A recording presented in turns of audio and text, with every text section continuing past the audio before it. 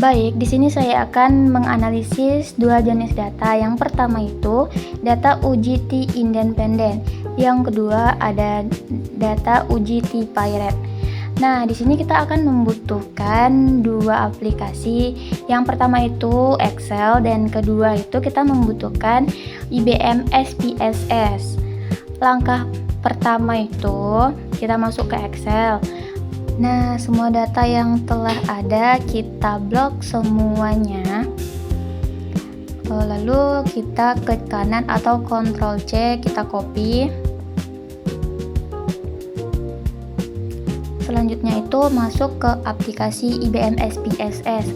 Kita klik kanan lalu paste with variable names. Nah, setelah kita paste, kita akan menganalisis deskriptifnya.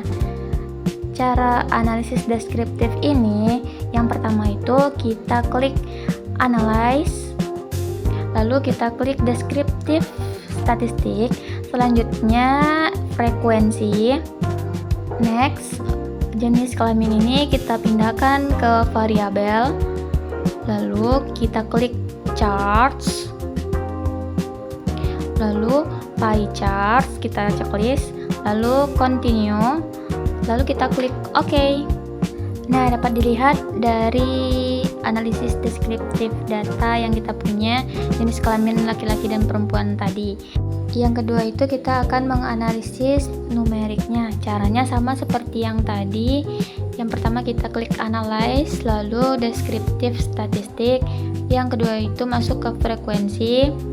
Lalu jenis kelamin yang di variabel tadi kita pindahkan ke kiri.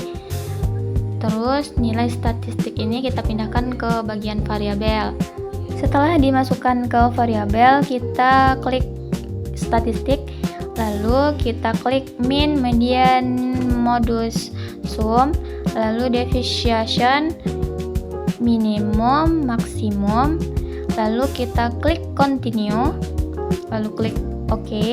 Di sini dapat dilihat nilai statistik dari metode student center itu valid 49 dan nilai statistik metode teacher center itu 49.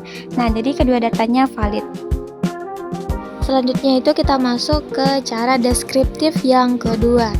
Langkahnya itu masih sama seperti yang tadi.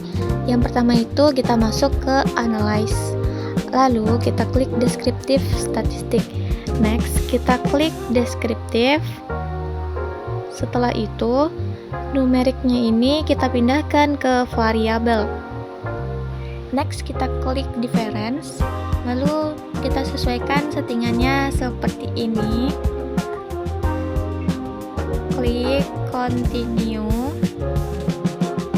Lalu OK.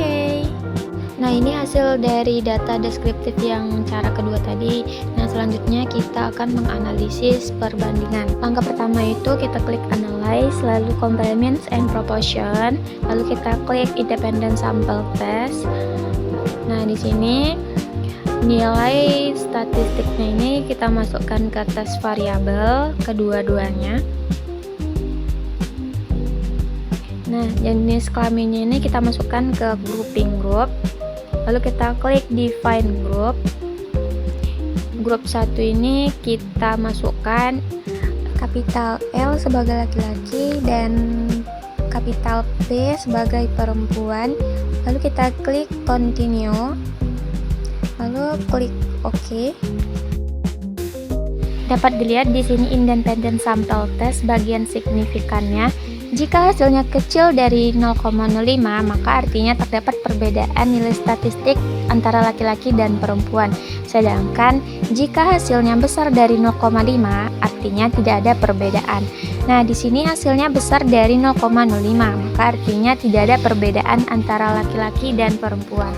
Setelah selesai menganalisis data T-independen tadi, selanjutnya kita akan menganalisis data T-Pirate. Pertama-tama kita membuat data yang baru, kita klik new, lalu data.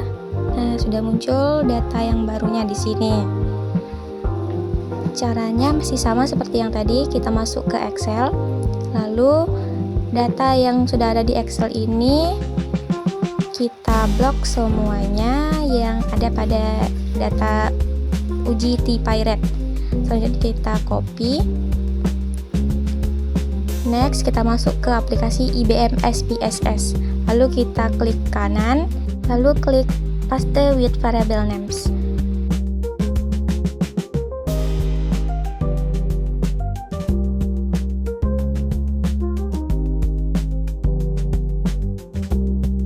Langkah pertama di sini kita klik analyze, lalu kita klik comparisons, lalu kita klik pirate sample test. Selanjutnya nilai statistik ini kita masukkan ke pirate variable 1 dan pirate variables 2. Nah, lalu kita klik OK. Nah, di sini dapat kita lihat signifikannya lebih besar dari 0,05, artinya tidak ada perbedaan antara nilai statistik sebelum diberikan tutorial dan setelah diberikan tutorial. Selanjutnya itu kita masuk ke uji normalitas. Langkah pertama itu kita masuk ke analyze, lalu ke descriptive statistik, lalu masuk ke explore. Nah, di sini nilai statistik ini kita pindahkan dependent list.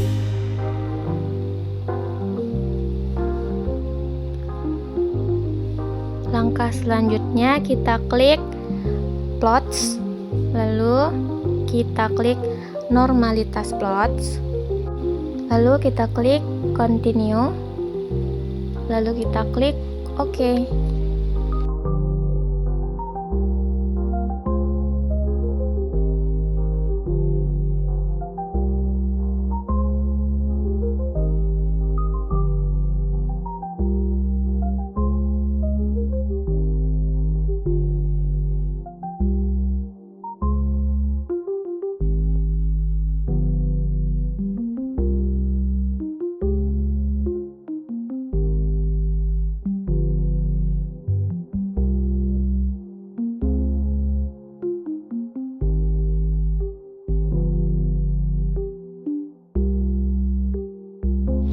Nah, jika respondennya kurang dari 100, maka kita akan lihat dari Shapiro Wilk-nya. Tetapi jika respondennya lebih dari 100, maka kita akan lihat yang dari Kolmogorov-Smirnov-nya.